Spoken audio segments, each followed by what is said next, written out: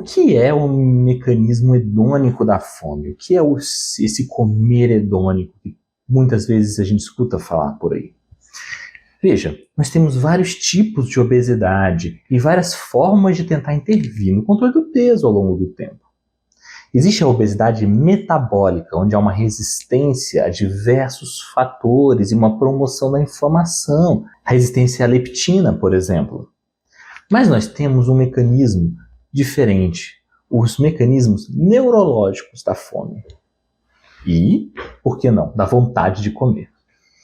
Comer hedônico, ele entra nesse mecanismo. Hedonismo significa uma busca pelo prazer. E nós temos áreas no nosso cérebro antigas, no centro dele, que são muito difíceis de controlar. E elas são responsáveis pela geração do prazer nos indivíduos.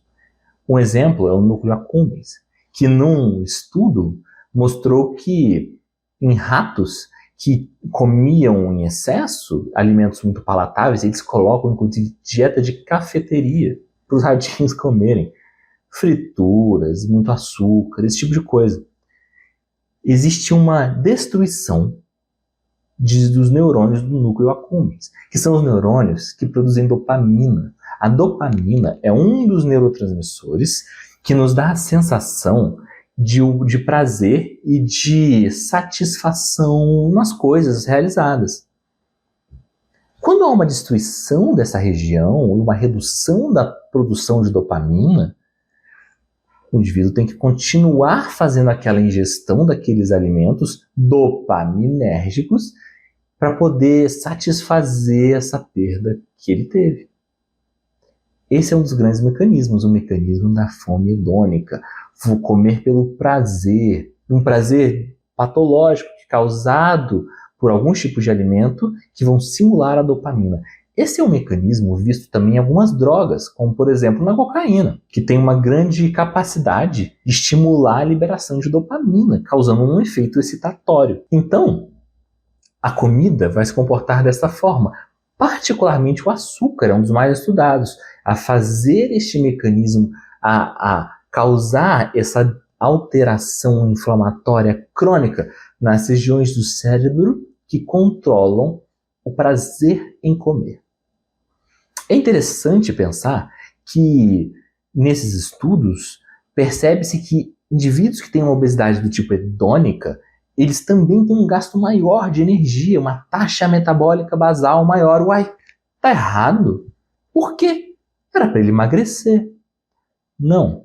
Essa taxa metabólica ela não é autossuficiente para causar o emagrecimento comparado ao que se ingere. Mas o pulo do gato não é esse. Essa taxa metabólica basal é um sinal. Esse aumento da taxa é percebido pelos núcleos hedônicos como um aumento no gasto energético, que não condiz com a massa que o indivíduo tem, tanto muscular quanto de gordura, e gera uma percepção nesses núcleos de tipo, eu preciso ingerir mais alimento para manter a minha massa. Obviamente, ao aumentar a ingesta de alimentos, os mecanismos do outro lado da tabela, inflamatórios, de resistência hormonal, resistência à leptina, por exemplo, eles aumentam porque você está em hiperfagia.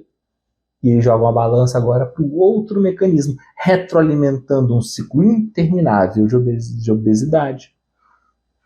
A boa notícia é que entendendo esses mecanismos, com boa anamnese com os pacientes, entendendo aonde está o problema, é possível a criação de protocolos que trabalhem atuando exatamente nesses pontos e promovendo um controle eficaz do peso corporal. Dessa forma, o controle do peso vai passar sim pelos mecanismos centrais da fome em praticamente todos os pacientes. E o uso de medicações muitas vezes vai ser necessário.